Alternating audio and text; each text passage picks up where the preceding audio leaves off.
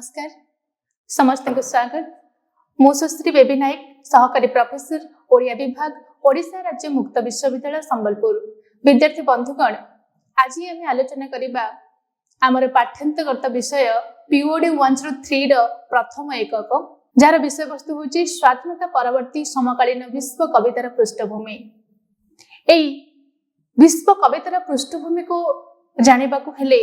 आमे तार आत्मिक एवं आंगिक विभव को जानिबा। एई समकालीन समय भितरे द्वितीय विश्व महायुद्ध संघटित होईछि। आमे जानिछि जे द्वितीय विश्व महायुद्ध जहाँकि 1939 ରୁ 1945 मध्य संघटित होइतिला, जहाँकि समग्र विश्व कवितार राज्य को एक वैप्लविक परिवर्तन संसारित करिथिला एवं एई विप्लविक परिवर्तन भितरे विश्व कवितार धरा और धारा संपूर्ण परिमाण परिवर्तित हो पड़िला। एई द्वितीय विश्व महायुद्ध बेलकु पारंपरिक मूल्यबोध परिवर्तित हो जाइछि। साधारण मनुष्य जी की भाग्य भगवान भवितव्य को विश्वास करिकी आपन जीवन को बाहि नउथला, सेई मनुष्यर तमाम जीवन मूल्यबोध परिवर्तित होइछि। आपण चक्षुरे द्वितीय विश्व महायुद्धर भयावहता तर संपूर्ण रूप को मृत्युर कराल तांडव रूप को आपण चक्षु सम्मुखरे से मनुष्य देखिछि। तेणु करिकी ता भितरे जो मृत्युबोध सृष्टि हैला एवं तज्जनित जो नैराश्य जो हताश जो निसंगता भाव देखागला ताहा ही परवर्ती पर्याय रे समकालीन विश्व कविता राज्य रे कवि माने ताका साहित्य पृष्ठ रे ताकू रूपबोध कले। ठीक ए विश्व कवितार पृष्ठभूमि भितरे आमे विज्ञानर अद्भुतपूर्व अभिवृद्धि को देखिबा को पाइबा। सही विश्व परवर्ती विश्व महायुद्ध परवर्ती समय जो विज्ञानर अद्भुतय घटिला एवं से वैज्ञानिक निर्यास सृष्टि होइछि शिल्प विप्लव एवं पूर्वरु जो भली भाबरे पारंपरिक मूल्यबोध को केंद्र करिकी जो मनुष्य कृषि सभ्यता को आपणैकी आपन जीवन को निर्वाह करुला, सेई मनुष्य धीरे धीरे धीरे धीरे से शिल्प सभ्यता आड़ को आकर्षित होइछि एवं सेई शिल्प सभ्यता से शहरी सभ्यता भितर जेतेबेले मनुष्य आकर्षित होइछि ता भितरे मध्य क्रमशः भाबरे प्रकाश पाइछि से तिक्तता बोध से यांत्रिक सभ्यता रे तिष्ठि हेइ पड़िथिबा से नैराश्य बोध। तो सही प्रकार भावना मध्य क्रम हिसाब रे समकालीन कवि मानकर साहित्य चेतना रे प्रभाव कला एवं ताहा समकालीन विश्व कवितार पृष्ठभूमि को परिवर्तन करिबारे एक अन्यतम उपादान भाव ग्रहण हैला। एही धारा रे परिवर्तित चिंताधारा भितरे आमे देखुची डाडावादी चिंताधारा। डाडावादी चिंताधारा प्रतिष्ठाता होचंती त्रिशन जेसर, जे कि जो मनुष्य पूर्वरु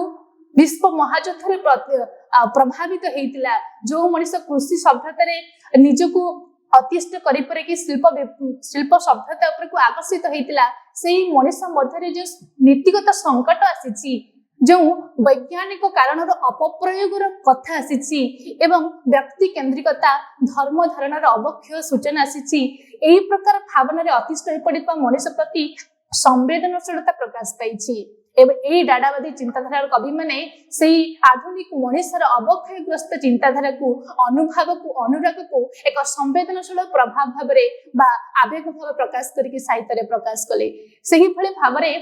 आमे एई परिवर्तित चिंताधारा भितर देखुचे स्थितिवादी चिंताधारा। स्थितिवादी चिंताधारा कहले आमे बुझुछु अस्तित्ववाद कथा। अस्तित्व कोन ना जीवन रो अर्थ खोजिबा, निजर अस्तित्व खोजिबा एवं एई भितरे पाश्चात्य कवि किर्केगार्ड, जापल सापे, काम्यू, काफका, जासप एमाने स्थितिवादी रो कथा कहचंती। ए स्थितिवादी साधारणतः आमे कोन बुझुची ना आमे कहि परिबा जे अस्तित्व पई संघर्ष करिबा। साधारणतः मनुष्यटी ए स्थितिवादी चिंताधारा कवि कहते जे साधारणतः मनुष्य गोटे स्वाधीन भाव में जन्म ग्रहण करिथाय, किंतु जीवन निर्वाह समय से बारंबार प्रतिटी सीढ़ी भितर से संघर्ष करि चलथाय एवं से संघर्ष करिबा गोटे असरंती प्रक्रिया हे पड़िथाय एवं तज्जनित जो प्रकार अस्तित्व खोजार अवक्षय आसिला, जो प्रश्न आसिला, सेही प्रकार चिंताधारा को लेकी अस्तित्ववादी चिंताधारा माने साहित्य रे तार को एक अनुभव भाव में ग्रहण कले। तापरे परे आसुची वास्तववादी चिंताधारा। ए विश्व कवितार पृष्ठभूमि को परिवर्तित करिबा पई वास्तववादी चिंताधारा एक प्रमुख भूमिका ग्रहण करे। केवली भाबरे ना आमे कहि परिबा जे ए वास्तववादी अनुचिंतार प्रवर्तक होचंती आंद्रे बेटेन। ये कोन करिथिली ना तमाम जीवन रे जो वास्तव कथा रहिछि ताकू साहित्य रे प्रकाश करबा पई से चेष्टा कले। ता सहित वास्तव कथा कहले साधारणतः आमे मनुष्य माने आमर अंतः अनुचिंता भाव को आमे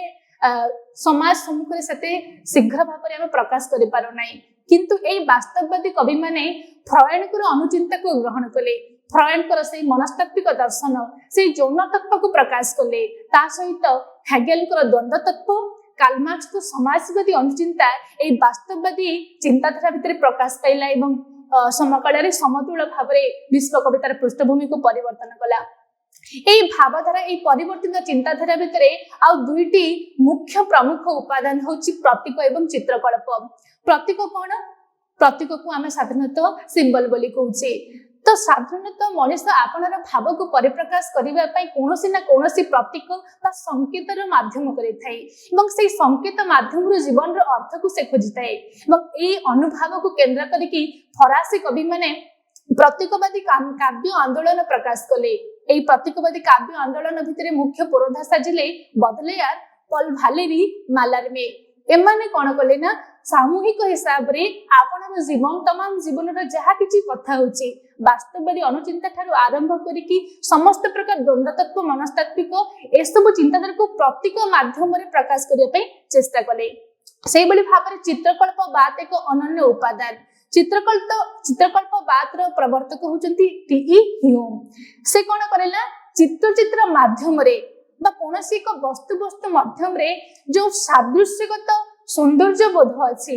एवं तज्जनित जो साहित्यिक अवबोध सृष्टि होइथाय ताहा माध्यम रे कवितार काव्य शोध को निर्माण कले एवं एठी आमे पाश्चात्य साहित्य रे टी.ई. ह्यूम को सहित फ्लिन स्ट्रोबर एफ फारर फाउंड एमाने तांका सहित समतल रे जोग देले एवं समकालीन विश्व कविता राज्य को विश्व कवितार पृष्ठभूमि को परिवर्तन करिबारे सहयोग हेले एई भली भाबरे समग्र विश्व कविता राज्य रे प्रभावित करितबा उपादान भितरे आमे जानिले जे एई प्रतीकवादी आंदोलन चित्रकल्प वास्तववादी अनुचिंता डाणावादी चिंताधारा वास्तववादी अनुचिंता एई भली भाबरे आमे विश्व कविता राज्यर पृष्ठभूमि को परिवर्तित हबार कथा आमे धारणा पाइली परवर्ती पर्याय आमे यार द्वितीय विभाग को आलोचना करिबा